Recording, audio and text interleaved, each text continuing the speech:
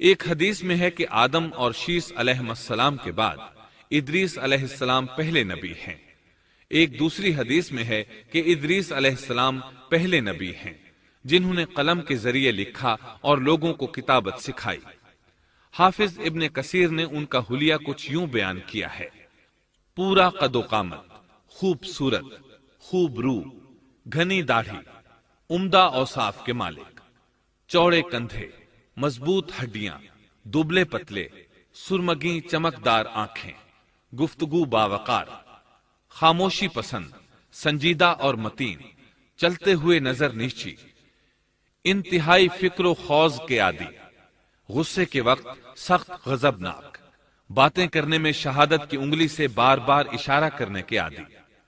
ادریس علیہ السلام شیس علیہ السلام کی شریعت پر عمل پیرا رہے، چونکہ ادریس علیہ السلام رسول بھی تھے، اس لیے اللہ کی طرف سے مستقل ان پر شریعت نازل ہوئی، جس کی تشریح و تفسیر کر کے لوگوں کو احکام الہی سے آگاہ فرماتے۔ ادریس علیہ السلام نے جب دیکھا کہ مفسدین ایمان والوں پر ظلم و زیادتی کر رہے ہیں، ان کا فساد بڑھتا جا رہا ہے اور سمجھانے کے باوجود یہ لوگ باز نہیں آ رہے، تو انہوں نے اپنے پیروکاروں کو جہاد کا حکم دیا۔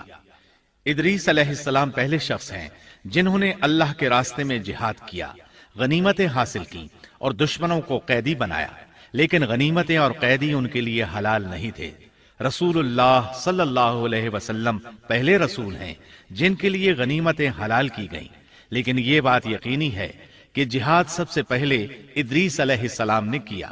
انہوں نے جہاد کے لیے سب سے پہلے ایک لشکر تیار کیا، پھر اس لشکر کو دو حصوں میں تقسیم کیا۔ ایک حصہ پیادوں پر مشتمل تھا، دوسرا سواروں پر۔ چنانچہ بھرپور تیاری کے بعد ادریس علیہ السلام نے قابیل کی قوم پر چڑھائی کر دی۔ حق و باطل کے درمیان زبردست مارکے ہوئے۔ آخرکار ادریس علیہ السلام نے انہیں گھٹنے ٹیکنے پر مجبور کر دیا، ان کا بہت سا مال و اسباب لوٹ لیا اور لوگوں کو قیدی بنا لیا۔ اللہ تعالیٰ نے ان تمام باتوں کا ذکر نہیں فرمایا، بلکہ اللہ نے ان کی سیرت کے بارے میں اپنی کتاب قرآن مجید میں اشارتاً ذکر فرمایا ہے۔ مثلاً سورہ مریم آیات 56 اور 57 میں ارشاد ہوتا ہے: وَاذْكُرْ فِي الْكِتَابِ إِدْرِيسَ إِنَّهُ كَانَ صِدِّيقًا نَبِيًّا وَرَفَعْنَاهُ مَكَانًا عَلِيًّا۔ اور اس کتاب میں ادریس کا بھی ذکر کر، وہ بھی نیک کردار نبی تھے، ہم نے انہیں بلند مقام پر اٹھایا۔ ان کے بلند مرتبے کے بارے میں بخاری اور مسلم میں حدیث موجود ہے کہ نبی کریم صلی اللہ علیہ وسلم نے فرمایا، میں نے معراج کی رات چوتھے آسمان پر ادریس علیہ السلام سے ملاقات کی، وہ چوتھے آسمان پر بلند مقام پر فائز تھے۔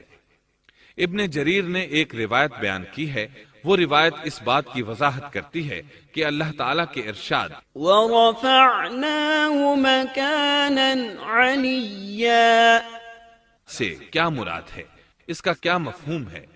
ابن جریر کے علاوہ دیگر بڑے بڑے مفسرین اور مورخین نے بھی اس روایت کو ذکر کیا ہے، لیکن اس کی کوئی صحیح سند نہیں مل سکی۔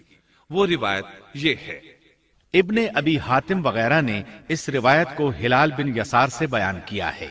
وہ کہتے ہیں، میری موجودگی میں ابن عباس رضی اللہ عنہما نے کعب رحمت اللہ علیہ سے پوچھا، کعب، ادریس علیہ السلام کے متعلق اللہ تعالیٰ کے اس قول وَرَفَعْنَاهُ مَكَانًا عَلِيًّا ہم نے انہیں بلند مقام پر اٹھا لیا کا کیا مطلب ہے؟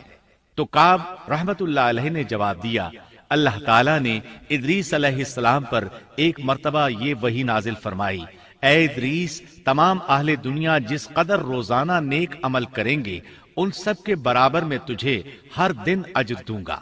ادریس علیہ السلام نے یہ سنا تو انہیں خواہش محسوس ہوئی کہ میرے اعمال میں روز افزوں اضافہ ہو، اس لیے عمر کا حصہ طویل ہو جائے تو اچھا ہے۔ انہوں نے وحی الہی اور اپنے اس خیال کو ایک رفیق فرشتے پر ظاہر کر کے کہا، اس معاملے میں موت کے فرشتے سے گفتگو کرو تاکہ میں نیک اعمال کا زیادہ سے زیادہ وقت حاصل کر سکوں۔ اس فرشتے نے جب یہ سنا تو ادریس علیہ السلام کو اپنے بازوؤں پر بٹھا کر لے اڑا۔ جب یہ چوتھے آسمان سے گزر رہے تھے تو موت کا فرشتہ زمین پر آنے کے لیے اتر رہا تھا۔ وہیں دونوں کی ملاقات ہو گئی۔ دوست فرشتے نے موت کے فرشتے سے ادریس علیہ السلام کے بارے میں گفتگو کی۔ موت کے فرشتے نے دریافت کیا، ادریس علیہ السلام کہاں ہیں؟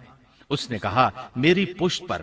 موت کا فرشتہ کہنے لگا، مجھے اللہ کی طرف سے یہ حکم ملا ہے کہ چوتھے آسمان پر ادریس علیہ السلام کی روح قبض کروں، اس لیے میں سخت حیرت میں تھا کہ یہ کیسے ممکن ہے۔ ادریس علیہ السلام تو زمین پر ہیں۔ چنانچہ موت کا فرشتہ ادریس علیہ السلام کے پاس آیا، ان سے اجازت طلب کی اور ان کی روح قبض کر لی۔ انبیاء کو یہ امتیاز حاصل ہے کہ فرشتہ ان کی اجازت کے بغیر ان کی روح قبض نہیں کر سکتا، اور رسول اللہ صلی اللہ علیہ وسلم کو تو یہ اختیار دیا گیا کہ آپ دنیا میں مزید رہنا پسند کریں تو رہ سکتے ہیں، یا پھر رفیق اعلیٰ کی رفاقت کو پسند کر لیں۔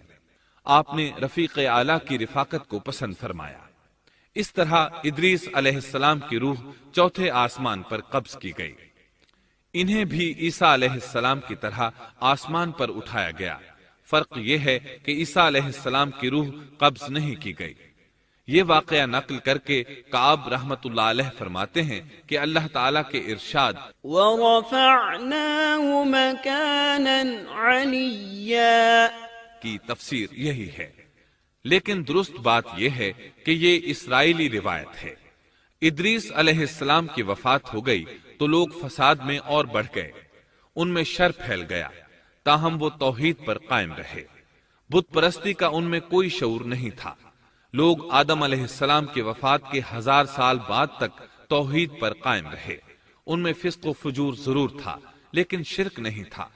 اللہ تعالیٰ کے اس ارشاد كان الناس أمة واحدة دراصل لوگ ایک ہی امت تھے کا یہی مطلب ہے۔